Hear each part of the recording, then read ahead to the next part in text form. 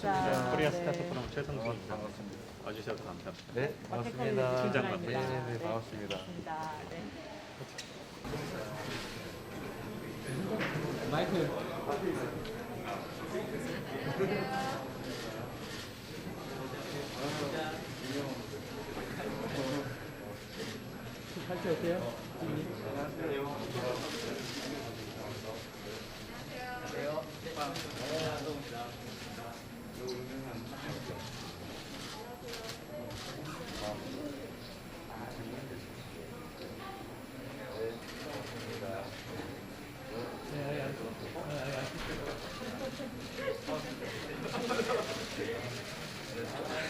이쪽에도 한번 인사하시죠. 여기 스타트업 대표들 또 예. 네.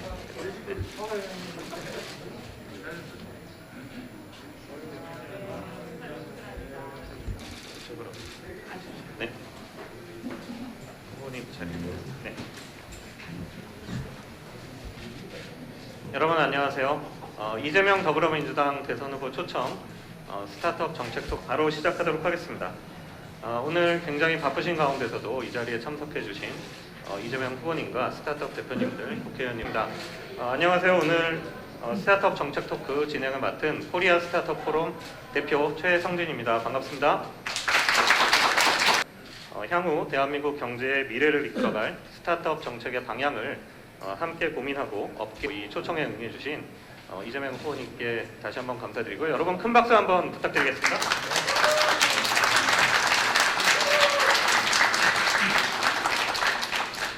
자, 그럼 지금부터 이재명 더불어민주당 대선 후보 초청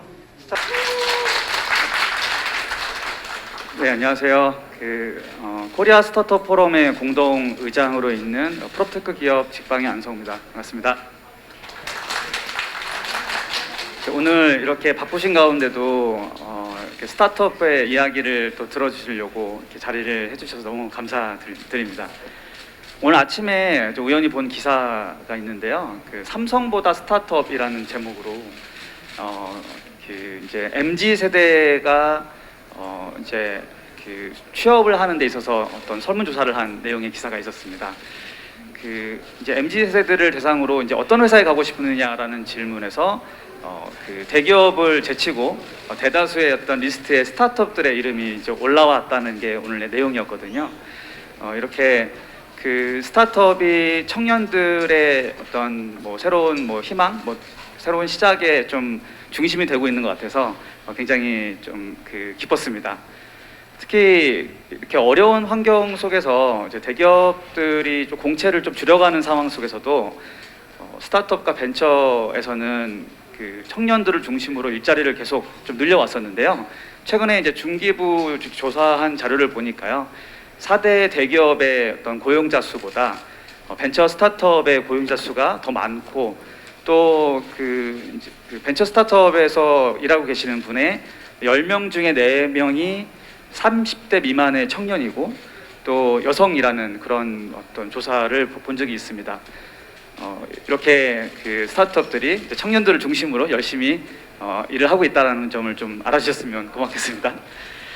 또 한편 이제 저희가 스타트업계가 열심히 이제 사회 문제들을 해결하고 또 그런 혁신을 하려는 노력을 하고 있습니다만은 아직 글로벌 세계에서는 여러 가지 좀 역부족인 상황에 있습니다.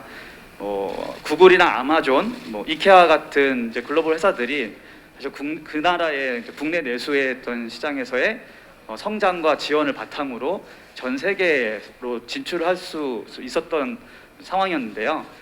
아직까지 우리나라에 있는 대다수의 스타트업들은 열심히 하고는 있습니다만은 국내 문제를 푸는데 좀 많이 집중하고 있고 그 다음 단계로는 좀 나가지 못하고 있는 게 현실이기도 합니다.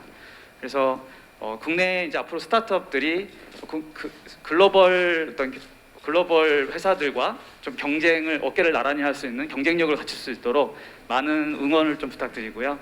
그리고 또 지원도 해주시면 정말 감사드리겠습니다.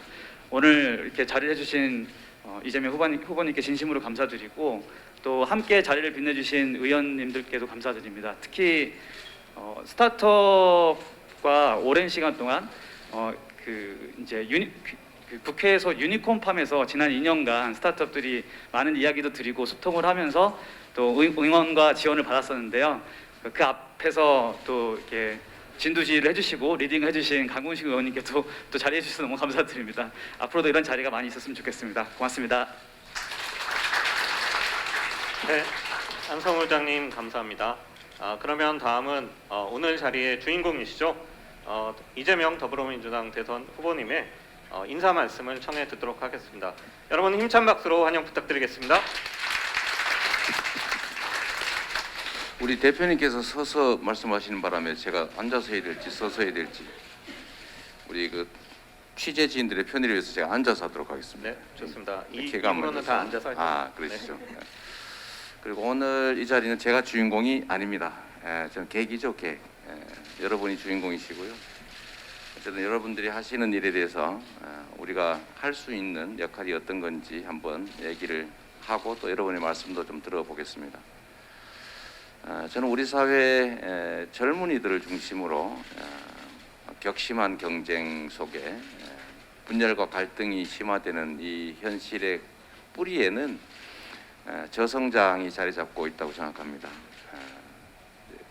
기회가 많으면 경쟁은 격화돼도 충분히 다시 협력의 관계로 복귀할 수 있는데 마치 오징어 게임의 한 장면처럼 이제 누군가를 밀어내야 내가 생존할 수 있는 이런 상황, 즉 웅덩이가 작아서 그 안에서는 합리적 경쟁을 할 수 없는 상황이기 때문에 사회적 갈등과 분열이 심화되고 있고 또 불공정에 대한 분노도 격화되고 공정성에 대한 열망도 매우 커지는 것 같습니다. 사실 우리 사회는 이제 대전환의 상황에 지금 임해 있습니다.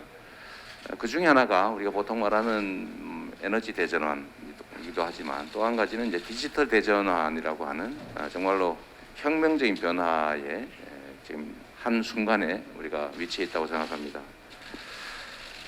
저는 근데 우리 경제를 지속 성장하는 경제로 회복시키는 것이 문제 해결의 출발점이라고 생각합니다. 그 중에 한 루트가 바로 이제 디지털 대전환의 시기에 부합하는 이제 우리 미래 산업들, 그 중에서도 특히 혁신을 주제로 하는 스타트업들의 역할이 매우 크다고 생각합니다. 저도 그 점에 공감합니다. 이 전통적 대기업들 지금까지는 우리 기성세대들은 선호했지만 변화와 가능성이 큰 이런 스타트업과 혁신 기업에 대한 우리 젊은이들의 선호가 크다는 것은 그야말로 새로운 기회 요인이다라는 생각이 듭니다. 사실 정부의 역할의 핵심은 일단 시장이 제대로 작동할 수 있도록 혁신과 창의가 제대로 발휘될 수 있도록 자유로운 경쟁의 환경, 자유로운 활동의 장을 만들어주는 것이라고 생각합니다. 그 안에서 우리가 자유롭게 기술 개발하고 시장 개척하고 창업하고 또 성장해 나갈 일은 이제 현장에 있는 기업인들이 하는 것이죠. 지금 그저께인가 미국의 이제 바이든 정부에서 대규모 인프라 투자를 포함한 경제 투자 결정을 했습니다. 우리도 대공황 시대 루즈벨트가 했던 것처럼 국가 역할을 강화하고 또 국가의 책임을 늘려서 대대적인 국가 투자를 해야 될 시점에 왔다라는 생각을 하고 있습니다.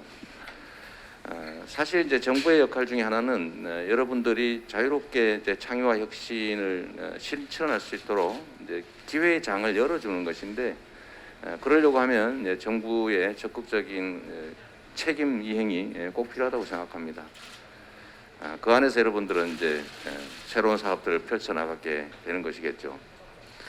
또 한 가지 이제 뭐 예를 들면 재정적인 지원, 뭐 기술 개발에 대한 지원 또 이런 것도 중요한데 제가 생각하는 가장 중요한 부분은 바로 규제의 혁신입니다. 우리 과거에는 이제 사회 발전, 사회 변화의 속도가 느렸기 때문에 이제 소위 관료들, 행정가들이 미래를 충분히 예측하고 또 해야 될 일, 하지 말아야 될 일을 충분히 다 구분을 할 수 있었습니다. 그래서 지금까지는 뭐 어떤 것은 해라. 소위 이제 가능한 것들을 열거하는 포지티브 시스템으로 규제를 하고 이제 그 외에는 못하게 하는 그래도 큰 문제가 없는 사회였다면 지금은 사회 변화의 속도가 과거보다는 매우 빨라져서 현장이 아닌 행정 관료나 이 공직자들이 충분히 예측하기가 어려운 상황이 됐다는 겁니다. 그래서 아마도 여러분께서는 규제 혁신에 대해서 매우 관심이 높으실 텐데 앞으로는 정부의 기본적인 규제 방향을 예측 가능한 문제들을 제거하고 그 외에는 자유롭게 시행을 하되 추후에 문제를 보완하는 방식으로 소위 이제 포지티브 방식으로 참 네거티브 방식으로 좀 바꿀 필요가 있습니다. 금지되는 걸 몇 개를 정하고 그 외에는 자유롭게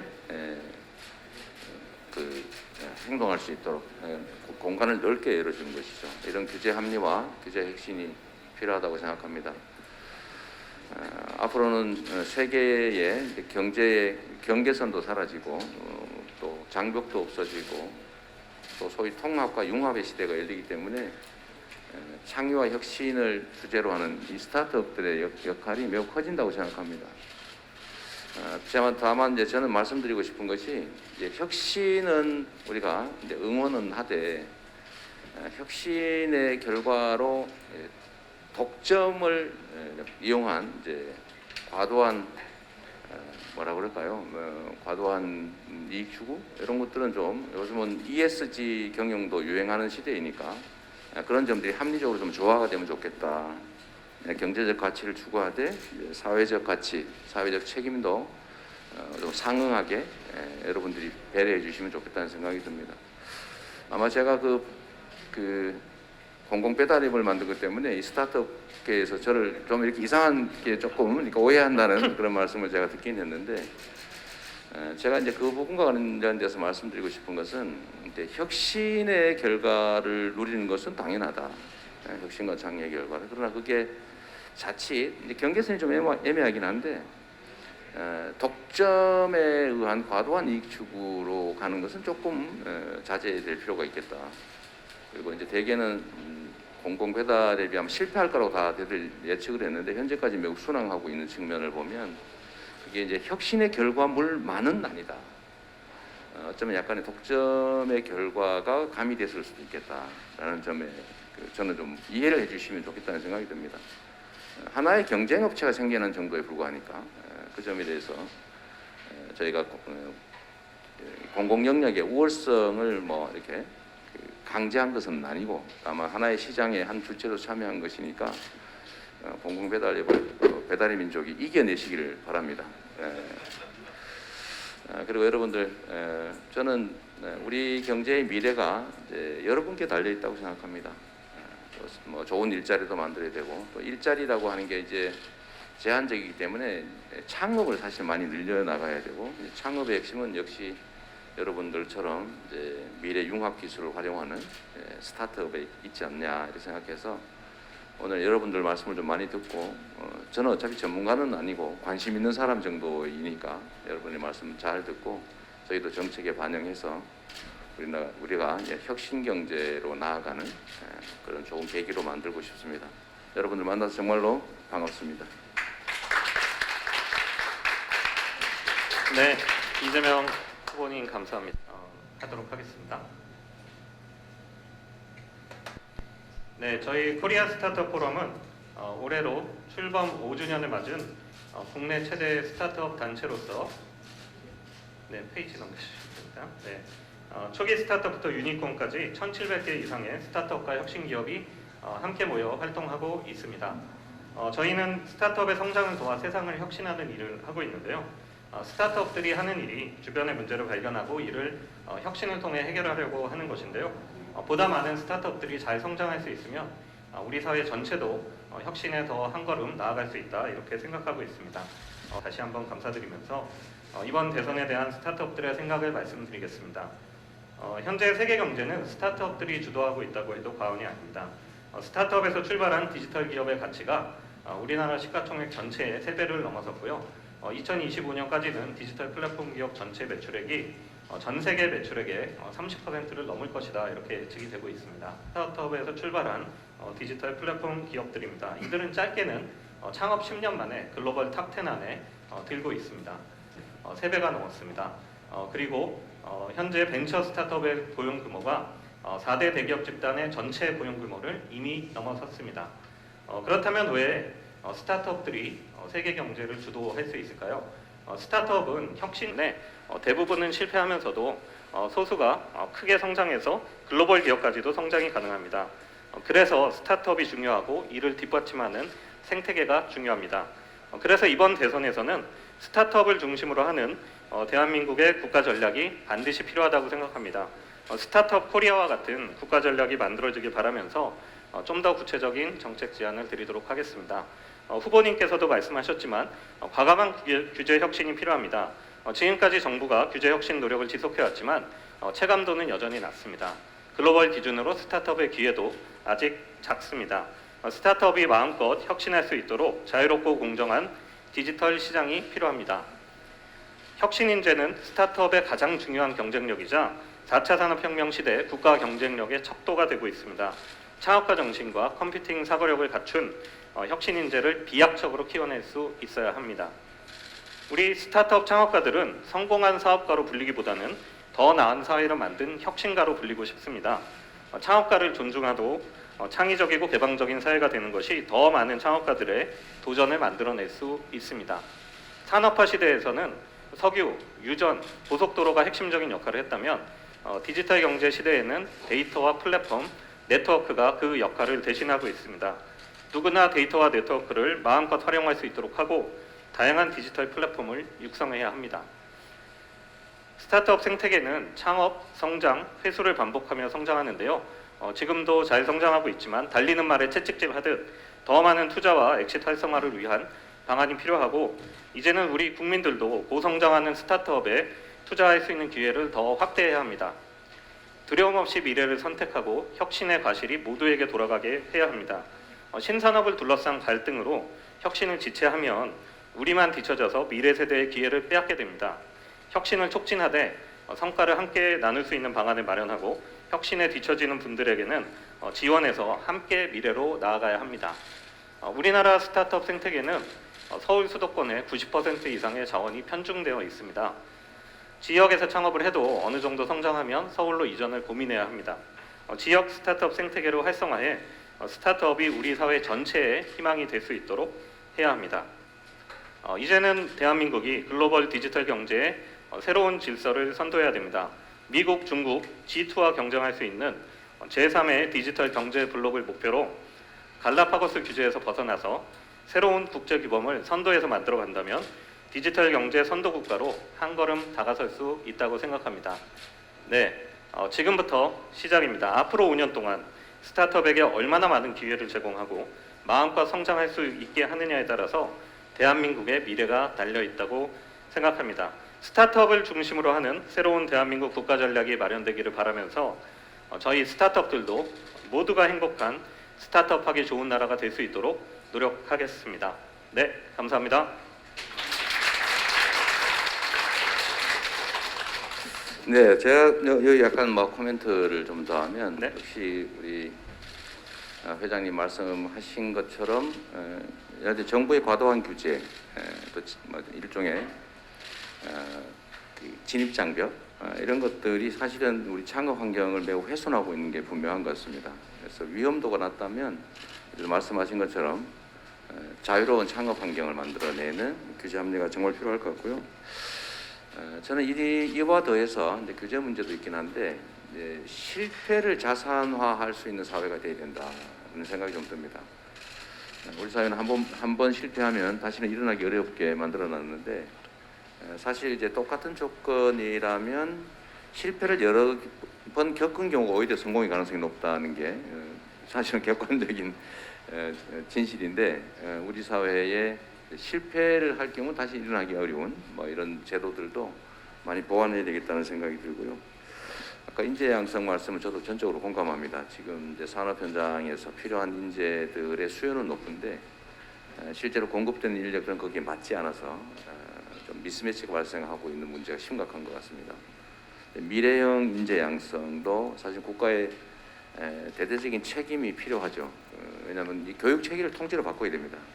교육의 내용도 바꿔야 되고 또 교수 교수진 또는 이 가르치는 쪽 인력들도 사실 완전히 새롭게 이제 또 인식도 바꾸고 능력도 제고해야 되는데 사실 그게 엄청나게 많은 비용이 소요되죠.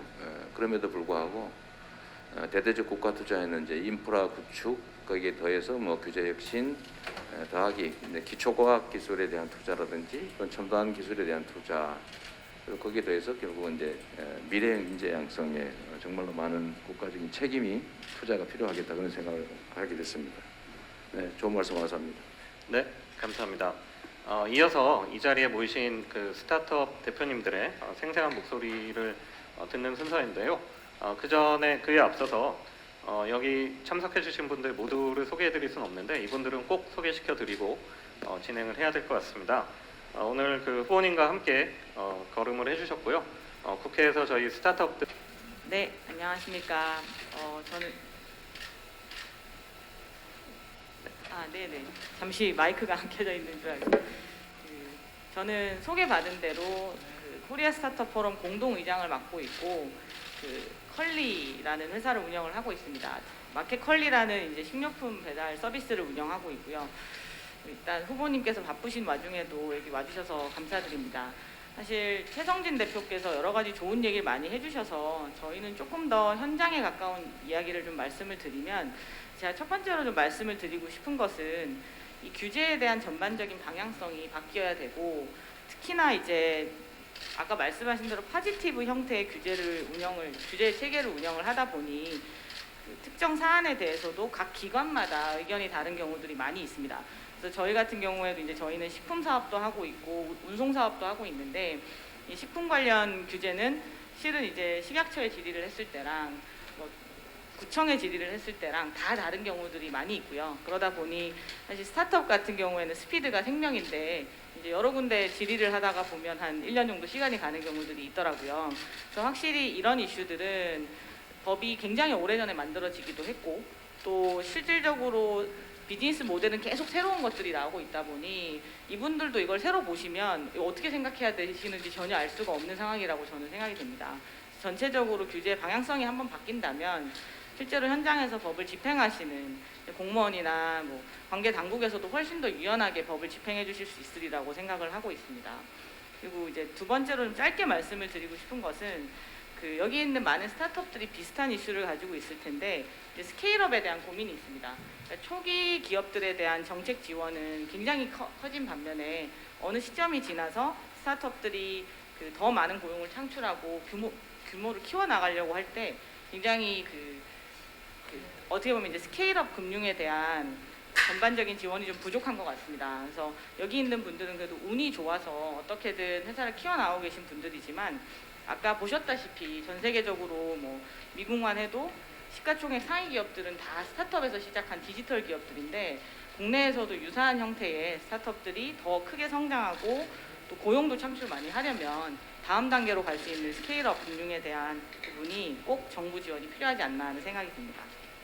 네, 저희가 시간이 그렇게 많지는 않아서 몇 번 말씀을 한꺼번에 듣고 중간중간에 이제 후보님 후보자님 오늘 와주셔서 감사합니다. 사실 오늘 얘기 들어보니까 저희가 온몸으로 그동안 맞아온 얘기들이 다 모여 있는 것 같습니다. 저희 창업한 지 11년 됐는데요. 토스라는 서비스를 저희는 지금 하고 있는데 그 전에 8번 망했습니다. 5년 동안. 근데 그때 그래서 실패를 제 돈으로 자산화를 했습니다. 아직 국가의 지원이 없을 때여서. 토스를 6년 전에 시작을 했는데 저희는 이제 금융과 관련된 분야다 보니까 저희가 하는 분야의 태반이 다 불법이었어요. 불법이자 비법. 그래서 그 규제를 푸는데 벌써 몇 년째 써서 결과적으로는 저희가 풀어낸 규제만 해도 어마어마하게 많습니다. 핀테크 분야에 대한 벤처 투자도 열리겠고 간편 송금이라는 서비스를 저희가 한국에서 처음 해서 이제는 모든 금융권의 표준이 되기도 했고 대출 금리를 비교하게 해서 사용자들이 최저가 대출 금리 비교 검색 서비스도 저희가 합법화해서 열었습니다.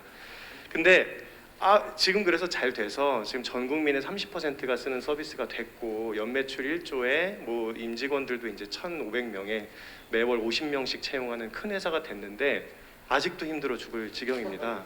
크게 두 가지 때문인데 하나는 이제 많이 컸다. 사실 여기까지 올 수 있었던 것은 이제 주관 부서이신 이제 금융이나 금감원에서 많은 지원을 해주신 게 사실입니다. 저희 12년 만에 처음으로 증권사 라이센스도 내주셨고요.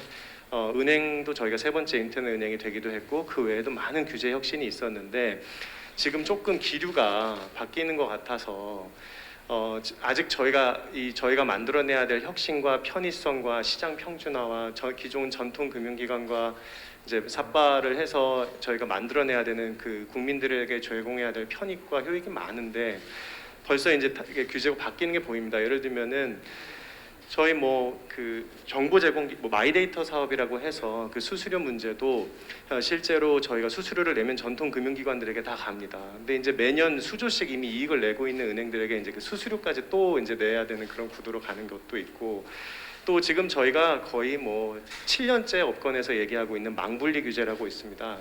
이거는 사실은 이제 금융권을 벗어나는 이슈이기도 한데 사내에서 모바일이나 PC로 인터넷에 접속할 수 없게 돼 있습니다. 그러다 보니까 좋은 엔지니어를 채용할 수 없고 그래서 금융권의 IT 역량이 저하되고 그래서 보안이 약화되고 점점 안 좋아지는 이 망분리 규제도 벌써 7년째 얘기하고 있고요.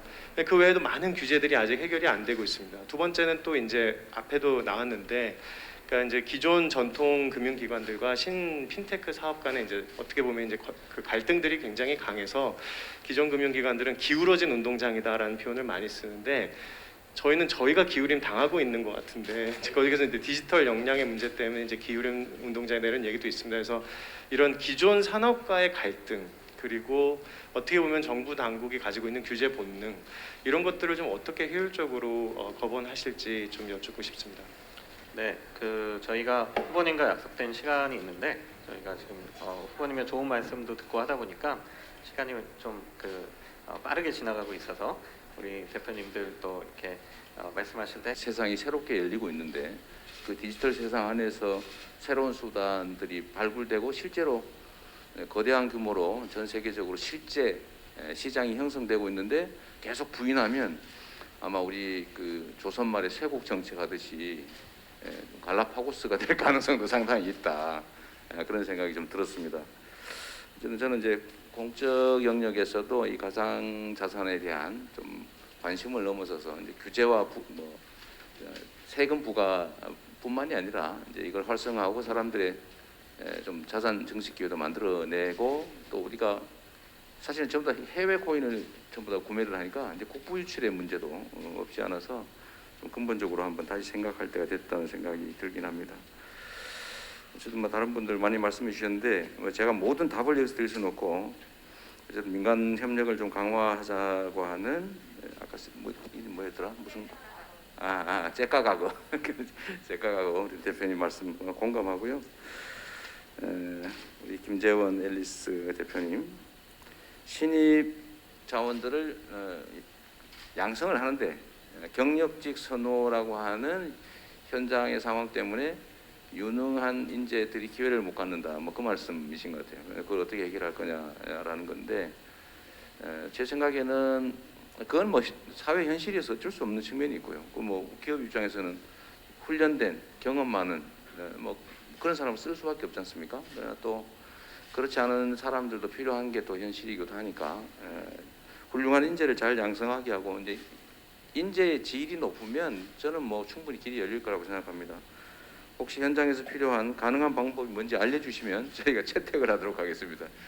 마땅히 좀 떠오르는 방법이 없어서요. 그리고 마이랜서? 마미랜서. 네네. 이름들 아주 독특하셔가지고 제가 좀 어렵습니다. 말씀하신 것 중에 우리가 이제 앞으로 사회적 경제 분야의 비중을 많이 높여 나가야 되고 그게 이제 이 시장의 변동성이 자본주의 체제에 매우 위험한 한 부분인데 사회적 경제가 그 부분을 상당히 많이 커버할 수 있다는 거죠. 그래서 저도 사회적 경제에 관한 관심도 높고 그래서 이 부분에 대해서는 정부의 좀 더 적극적인 역할과 배려가 필요하겠다 그렇게 생각합니다. 네. 특히 이제 플랫폼 노동자와 같은 이제 새로운 유형의 노동자, 그러니까 일정한 장소에서 일정한 시간을 모여서 함께 노동하는 그런 노동이 이제는 완전히 분산적으로 바뀌고 있기 때문에 이 부분에 대해서도 제도적인 좀 개선을 하긴 해야 될 것 같습니다. 모두의 고민거리고요. 같이 노력하면 좋겠습니다. 네, 감사합니다, 후보님. 네, 이제는 정말 시간이 별로 안 남아서 다른 그 남은 분들 이야기 마저 듣고 저희 직방 안성우 대표님은 좀 양해를 좀 부탁드리겠습니다. 마지막 순서로 제가 시간이 되면 그러니까 남은 분들이 아직 세 분이나 더 계셔가지고요. K 컨텐츠 대표주자죠. 넷플릭스랑 당당히 경쟁하고 있는 왓챠의 박태훈 대표님 부탁드리겠습니다. 네, 안녕하세요. 저는 왓챠 대표 박태훈입니다. 네, 저희는 한국과 일본에서 이제 K 컨텐츠의 성공을 위해서 열심히 OTT를 운영을 하고 있는데요. 저희가 한 3년 전부터 여러 간담회나 세미나에서 반복적으로 말씀드렸던 내용인데요. 뭐 큰 변화가 없어서 오늘 꼭 말씀드리고 싶어서 나왔습니다. 이제 일반 인터넷망은 전기나 수도와 같은 공공재이자 필수재인데요. 네, 한국 인터넷망 비용이 미국이나 유럽에 비해서 7배 비쌉니다. 이게 7%도 아니고 70%도 아니고 700% 비쌉니다. 근데 한국은 이렇게 땅덩어리도 좁고 뭐 인구의 절반이 수도권에 밀집되어 살고 있는데 왜 이렇게 비쌀까요? 그러니까 미국의 사례를 보면 연평균 매년 39%씩 망비용이 감소하고 있습니다. 저렴해지고 있는데요. 이거는 기술 발전에 의해서 너무 당연한 것입니다. 근데 한국은 굉장히 오랜 시간 동안 유지되거나 오히려 비싸진다는 얘기도 있습니다.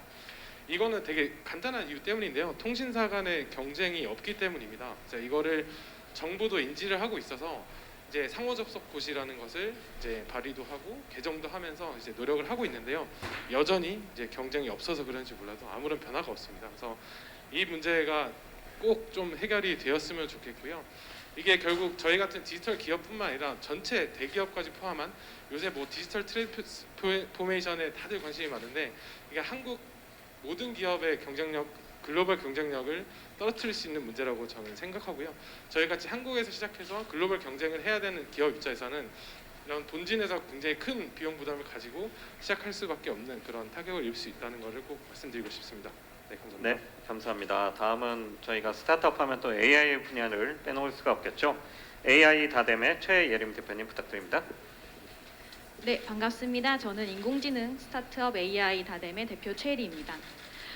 저는 스타트업도 운영하면서 동시에 현재 서울여자대학교 데이터 사이언스학과의 교수로 재직 중에 있습니다. 그래서 이제 이 중에서는 저희 기업이 가장 초기 기업인 것 같은데요. 초기 기업으로서 느끼는 고충, 그리고 이제 좀 교수로서 현학적으로 말씀드리고 싶은 것 2가지 이야기해드리도록 하겠습니다. 요즘 투자자들을 만나러 다니면서 굉장히 흥미로운 얘기를 들었습니다. 정부의 창업 지원 사업을 계속적으로 수혜받은 기업은 선호하지 않는다는 겁니다. 왜 그러냐 들어봤더니 워낙에 페이퍼워크가 많은 걸 알기 때문에 사업에 집중하지 못했을 거라고 생각한다고 합니다. 그래서 사실 좀 과장을 보태자면 저도 한 일주일에 하루 정도는 그런 페이퍼워크를 처리하는 데 시간을 쓰고 있는 것 같습니다. 저희가 이제 어뷰징이 항상 많다라고 생각을 해왔기 때문에 정부에서 이제 먼저 이제 규제하는 방식으로 항상 이제 일이 진행되어 왔는데요. 앞으로는 사회도 좀 많이 성숙한 만큼 이제 사후 규제 그리고 이제 처벌을 강화하는 방안으로 변경되었으면 좋겠습니다. 그리고 또 이제 한 가지 좀 현학적인 얘기일 수 있는데요. 요즘 이제 핫한 이슈인 온풀법 관련해가지고 이게 인류가 되게 고전적으로 가지고 있었던 문제입니다. 뭐 예를 들면 이제 그 자동차 제조 서플라이 체인에서의 조립차 업체가 이익을 독점하는 구조. 그 다음에 이제 조금 더 과거로 내려가면은 지주와 소장농의 관계. 그래서 어떻게 보면은 집단이 형성을 했을 때 가치가 생성이 되는데 그 가치가 과연 누구의 가치인가? 라는 게 굉장히 이제 어려운 이슈이고 인류가 그 문제를 어떻게 해결하느냐에 따라서 얼마나 이제 지속되느냐의 문제를 겪어왔던 것 같습니다. 저는 이 문제를 굉장히 흥미롭게 해결했던 사례 중에 하나가 그 이재명 후보께서 경기도지사로 계실 때 데이터 배당이라고 생각을 합니다. 이게 완전 유사한 문제는 아니지만 결국에 집단이 모여서 부가가치로 생긴 것들을 어떻게 분배할 것인가. 그래서 이제 앞으로도 이렇게 좀 도전적이고 창의적인 정책을 많이 만들어줬으면 감사하겠습니다. 네, 감사합니다. 네, 오래 기다리셨습니다. 또 AI 우리나라 대표 기업 중에 하나죠. 솔트룩스 이경일 대표님 말씀 청해 듣겠습니다. 예, 안녕하십니까. 솔트룩스 대표 맡고 있는 이경일입니다. 저는 창업한 지가 21년이 된 오래된 스타트업인 국내 최초로 상장한 솔트룩스 AI 기업이기도 하고요. 현재 아시는 것처럼 국민비서나 국비라고 하는 플랫폼을 제공하고 있기도 합니다. 2가지만 의견 드리겠습니다. 우선 첫 번째는 우리가 아까 갈라파고스라는 얘기를 하셨는데 인재 부분에 있어서도 갈라파고스입니다. 똑같은 말을 쓰고 똑같은 머리 색깔을 가지고 있고 동일한 문화를 가지고 있는 사람들이 모여 있죠. 세계적인 인재가 모여서 일할 수 있는 환경이 필요합니다. 실리콘밸리처럼 똑똑한 친구들이 모여와서 일을 해야 되고요. 스타트업 대표들뿐만 아니라 상장사 대표 중에서 현재 외국인 찾아보기가 어렵죠. 문화적으로 그만큼 개방성이 떨어져 있다는 걸 의미하는 것 같습니다. 두 번째, 프랑스하고 이탈리아가 500년 전, 1000년 전 조상이 만든 관광 자산을 갖고 먹고 사는 것처럼 우리 아이들은 데이터 그리고 또 그것이 움직일 수 있는 인프라 위에서 그 자산을 활용할 수 있으면 좋겠습니다. 그런 의미로 시작이 된 게 디지털 뉴딜 사업과 같은 것들이겠죠. 이게 활용 측면 또 발전하기 위한 생태계 구성할 수 있는 중요한 계기가 되도록 더 발전됐으면 좋겠습니다. 마지막은 규제 문제 할 때마다 포지티브 규제 문제 얘기하는데 저는 저희 국가에 있는 공무원분들, 정치인분들 모두 그에 대한 의심의 여지는 없다고 봅니다. 문제는 사회적 합의가 어렵고요.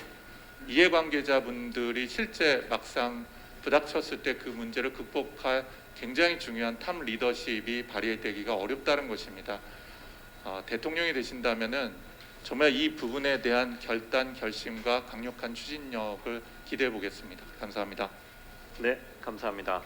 시간이 초과되긴 했는데 모든 분들의 얘기를 한 번씩은 좀 듣고 가시겠다고 또 후보님께서 말씀해 주셔서 아까 말씀 못하신 직방 안성훈 대표님도 혹시 짧게 말씀하신 네, 짧게 하겠습니다.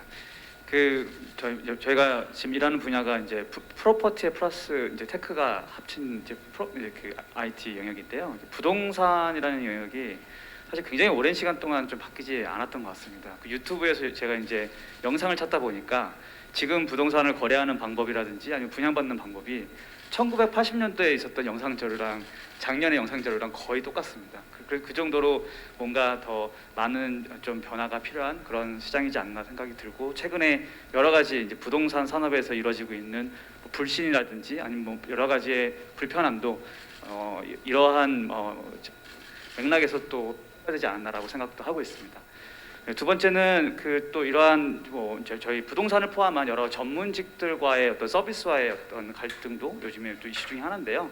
사실 전문가분들도 이미 자리를 잡으신 분들과 새롭게 진출하시는 분들이 또 있습니다. 뭐 예를 들어서 뭐 공인중개사 분들도 이미 개업한 중개사 분들이 10만 명 계시지만 자격증을 가지신 분들은 45만 명이시거든요. 그래서 그 35만 명의 분들은 상대적으로 좀 그 라이센스를 따고 자리를 못 잡으신 좀 힘드신 분들께서는 기존에 있는 어떤 굴레를 벗어나지 힘들어서 경쟁력을 좀 갖기 힘든 그런 분들이 어떻게 보면 새로운 또 기회를 가지고 시작할 수 있는 그런 기회가 되지 않을까라고 생각합니다. 네, 감사합니다. 저희가 이 짧은 시간에 굉장히 많은 말씀을 드렸는데요. 미처 전하지 못한 이야기는 저희한테 주시면 저희가 후보님 캠프 측에 전달해가지고 또 답변을 받아드리도록 하겠습니다. 그러면 오늘 굉장히 여러 가지 이야기 들었는데요. 지금 말씀하신 것 포함해서 이재명 후보님께서 마지막으로 마무리 말씀을 해주시면 좋겠습니다. 네, 뭐 사실은 해당 분야는 여러분들이 최고의 전문가셔서 제가 생각하는 것도 여전히 한계가 있을 수밖에 없다는 그런 말씀 먼저 드립니다. AI 관련해서 우리 최혜림 대표님 여러 말씀해 주셨는데 그 말씀이 진짜로 맞아요. 이게 정부의 이제 지원 방식을 보면 사후 통제를 위해서 혹시 있을 수 있는 부정행위를 가려내기 위해서 검증을 위한 페이퍼워크가 너무 많은 거죠. 오죽하면 그런 말씀 하실까 싶은데 제가 얘기를 들어보니까 원래 정보 영역은 쉽게 말하면 돈벌이가 안 되는 기초 영역, 기초과학기술이나 이런 데는 정부가 맡아주고 또 성공 가능성이 낮아서 기업들이 하기 어려운 첨단 과학기술 분야 이런 데 이제 정부가 대대적인 지원을 통해서 가능성을 찾아내고 가능성 예를 들면 수익화가 가능한 그 중간 영역은 기업들이 현장에서 하면 되는데 그래서 원래 R&D 지원을 하거나 기업 지원을 하면 실패가 많아야 정상입니다. 왜냐하면 성공하는 데다가 지원할 필요가 없잖아요, 그죠? 그건 민간에 맡기면 되니까. 그런데 정부가 지원하는 이 R&D 예산이든 기업 지원이든 보면 성공률이 90%가 넘는다고 그래요. 다 성공하는 것만 하는 거예요. 왜냐하면 혹시 실패했는데 왜 거기다 투자했냐, 지원했냐라는 지적을 받는 게 두려우니까, 그러니까 실패하지 않는 데다가 이제 일단 지원하고, 또 관련 기업들은 혹시 왜 그 낭비했냐라는 뜻 얘기를 듣기 싫으니까 성공할 수 있는 것만 하고, 그것도 사후 보고를 위해서 철저히 문서 작성하느라고 제의를 못했을 것이라는 의심을 받는다. 그 실제 현실이기도 합니다. 그리고 정부의 재원이 매우 비효율적으로 집행되는 측면이 있습니다. 그러니까 이게 대다수가 지원을 통해서 부정행위를 한다고 하면 그렇게 하는 게 맞는데, 그 중에 일부가 그런 부정행위를 한다고 하면 그건 사후 통제 방식으로 골라내서 책임은 엄격하게 묻고, 또 그러지 않은 선량한 다수는 자유롭게 활동할 수 있게 하는 게 바람직하죠. 근데 이게 이제 관료주의죠. 관료주의. 감독의 편의를 위해서 실제로 이제 현상에서는 이제 억압을 가하는 그런 상태인데, 어쨌든 그 점은 대대적인 좀 변화가 필요하기는 합니다. 그 뭐 전적으로 공감해요. 그 대신에 이제 우리 사회가 이런 게 있습니다. 위반을 해도 제재가 약해가지고 다음에 기회를 또 줘요.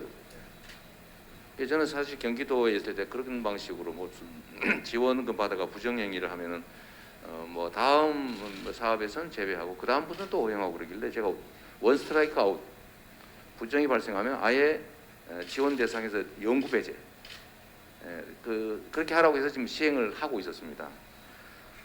아니 그거 지원 못 받아서 줄 서 있는 사람이 얼마나 많은데 굳이 위반한 사람을 또 기회를 줍니까? 그 불공정한 거죠. 이게 너무 가혹하다고 해가지고 이제 그런 제재를 제대로 안 하고, 또 솜방망이 제재를 가하다 보니까 걸리면은 뭐 적당한 제재를 감수하면 되고, 안 걸리면 다행이고 돈 벌고, 이런 그 나쁜 관행들이 있는 것 같습니다. 그래서 제가 이제 그런 말씀도 드리는 건데, 고의적으로 규칙을 어겨서 부당한 이익을 취한 경우는 확실하게 다음 기회를 완전히 배제하는 게 필요하고, 아예 그런 생각 꿈도 못 꾸게 해야죠.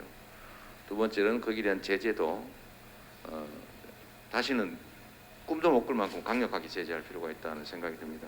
왜냐하면 이제 기회가 부족한 시대이기 때문에 기회를 다양하게 줘야 되고, 이미 기회를 누리고 있는 사람들이 부정을 했는데 거기다 또 우선권을 줄 필요는 없거든요. 그래서 저는 그 점은 정말로 공감한다는 말씀드리고요. 이제 위계적 비효율 말씀을 해주신 것 같아요. 그러니까 지금 세상은 완전히 수평적인 네트워크 사회로 바뀌었는데, 여전히 이제 이 피라미드 구조에 위계적 사고에 젖어 있는 거죠. 여기에 제일 많이 젖어 있는 사람들이 정치와 행정가들입니다. 근데 그 사람들이 다 결정하고 있어요. 그래서 이 문제도 사실은 이제 좀 구조적으로 좀 바꿀 필요가 있습니다. 그래서 여러분께서도 뭐 정치 왜 저렇게 하냐, 행정을 뭐 저런 식으로 하느냐, 이렇게 비판하는 것도 좀 넘어서서 이제 여러분들의 당면한 문제, 사실 여러분들은 어느 정도 자리를 잡았는데 여러분들을 이어서 새롭게 이 세계로 뛰어들 사람들을 위해서라도 좀 그런 문제를 선배 입장에서 좀 제거해 주면 좋지 않겠냐는 생각이 듭니다. 그러니까 제3자 입장에서 자꾸 이렇게 지적하고 불만하고 하는 걸 넘어서서 직접 참여를 좀 하면 좋겠어요. 우리 선대위도 좀 참여해 주세요. 대표로 몇 분 뽑아가지고 사실 그걸 정책으로 만드는 게 정말 중요하지 않습니까? 정부의 각종 위원회나 이런 데도 사실은 지금은 거의 형해화되어 있긴 한데, 그래도 그게 실질화될 수 있도록 하는 노력도 좀 더 필요하겠다는 생각이 듭니다. 저는 도지사 업무를 하면서도 이제 그런 갈증이 상당히 많았어요. 예를 들면 우리 공무원들의 생각은 한계가 있을 수밖에 없다. 그건 남의 일이지 않냐. 현장에 있는 당사자들은 자기 일이고, 그다음 우리는 그냥 여러 가지 일 중에 하나지만 그들은 인생이 걸린 일들을 하기 때문에 그들의 얘기를 많이 듣고, 우리 행정을 할 때도 공급자 측면에서 관리의 편의를 추구할 게 아니고 이제 그 수요자 입장에서 얼마나 효율적인가를 그들의 입장에서 판단해야 된다, 집행해야 된다는 얘기를 자주 했는데, 경기도는 꽤 효과가 있었던 것 같긴 해요. 그래서 저희가 1등 하지 않습니까? 한 1등 했었어요. 네. 자랑 한번 했습니다. 그리고 이제 자세히 더 말씀드리긴 좀 그렇고요. 하여튼 아까 우리 솔트룩스의 우리 인재가 다양성을 확보하기 좀 어려운 상태다. 그러니까 이게 이제 배타성 때문이죠. 그러니까 저는 이제 그 생각도 완전히 공감하고 있습니다. 똑같은 건 아무리 모아도 그냥 그걸 뿐이다. 양만 늘어나는 거죠. 근데 질적 전환을 하기 위해서는 이질적 요소를 융합해야 됩니다. 마치 시멘트만 모아놓으면 시멘트 덩어리 되는데 거기에 이제 자갈도 모래도 이제 물도 섞어서 이런 콘크리트라고 하는 새로운 이제 물질이 생겨나는 거죠. 기술 융합의 시대이기도 하고 또 창의의 시대이기도 하기 때문에 혼자 생각하지 못하는 다양한 생각들을 좀 섞어서 또 새로운 걸 만들어내는 그런 노력들은 정말로 필요하고, 그건 역시 뭐 제도도 제도인데 이제 문화라고 하는 측면도 상당히 있는 것 같습니다. 우리가 가지는 요즘은 이제 단일 민족 얘기 잘 안 하는데 어쨌든 그런 부분도 좀 다양성을 확보하는 쪽으로 바꿔나가는 게 이제 미래 산업에 좀 부합하지 않겠냐는 생각을 합니다. 데이터와 인프라를 미래 세대에 좀 물려주자. 이제 데이터의 중요성들은 사실 말은 하는데 이제 행정이나 현실 영역에서는 그러지 못한 것 같고, 이게 지금은 이제 미래 사회를 지배하게 될 텐데 이 데이터를 장악한 자가 미래를 지배하지 않겠습니까? 그래서 그런 측면에서 보면 우리의 인식도 좀 많이 바꿀 필요도 있고, 정부 데이터를 우리가 이제 민간 영역이 활용할 수 있도록 하는 장치들도 좀 많이 만들 필요가 있겠다는 생각이 듭니다. 그 말씀 이제 마지막으로 사회적 합의가 어렵다. 뭐 맞는 말이죠. 사회가 이제 다기화, 다종화되면 될수록 갈등 요소는 커지게 됩니다. 그런데 이제 리더의 역할의 핵심이 바로 통합이죠. 이런 걸 해결하는 게 리더죠. 잘 되고 있는 거 그냥 쳐다보는 게 리더가 할 일은 아닙니다. 저는 이제 사회적 대타협이라고 하는 게 매우 중요하다고 생각하고, 사회적 대타협은 각 갈등 분야들이 이제 허심탄회하게 얘기를 하고, 초기 대화는 매우 어렵죠. 충돌하니까. 근데 거기는 인내심을 가지고 이해하고 또 책임 있는 사람들이 직접 참여하고 그런 걸 통해서 이 모두에게 도움되는 방향의 세기는 저는 찾아낼 수 있다고 생각합니다. 아마도 우리가 앞으로 대기업, 중소기업, 또 혁신기업, 창업, 그다음에 예를 들면 정규직 노동자와 비정규직 노동자, 또 뭐 지방과 또 수도권, 이 온갖 갈등 영역이 갈등이 격화될 가능성이 많은데 이제 사실은 우리가 새로운 길을 또 찾아내야죠. 저는 뭐 이번에 그 전 세계에 자랑하는 K 방역도 사실 우리 국민들의 협력 때문이거든요. 물론 뭐 정부도 방역 정책을 잘 수립하긴 했지만 정말 마스크 쓰라면 그냥 새벽에 줄 서서 자기 돈 내서 마스크 사 쓰고, 마스크 없으면 집에서 안 나가고, 뭐 분리수거하라면 아무 말 없이 분리수거하고, 헹궈서 내라 그러면 자기 수돗물로 헹궈서 내고, 플라스틱 색깔까지 분류해라 그래도 아무 말 없이 그 분리해서 내는 그런 국민이 전 세계에 없습니다. 이런 국민들의 높은 공적 인식, 공공의식 이런 것들이 저는 우리 방역을 세계적인 성공 사례로 만들었던 것처럼 저는 이런 새로운 미래의 이런 다양한 욕구들, 다양한 요소들도 충분히 대화를 통해서 또 타협을 통해서 세기를 만들 수 있다고 생각합니다.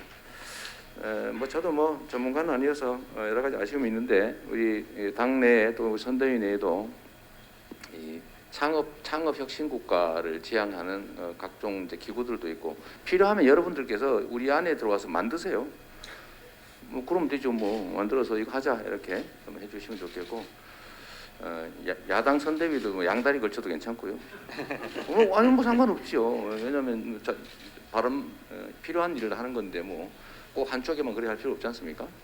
그래서 좀 정치에 많이 참여하시고 또 목소리 좀 키우셔서 우리 사회가 좀 더 합리적인 사회로 또 성장하는 사회로 기회 넘치는 사회로 가는데 여러분들 큰 역할 해주시기 바랍니다. 고맙습니다. 네, 감사합니다. 여러분 이재명 후보님께 큰 박수 부탁드립니다. 네, 오늘 이렇게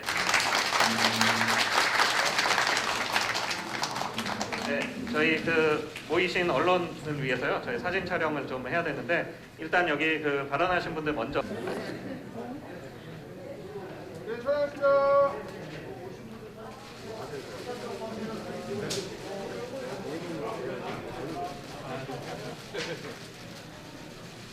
뭐 파이팅 한번 할까요? 네. 스타트 파이팅. 예, 좋습니다. 스타트 파이팅. 네. 그다음에 저기 의원님들하고 다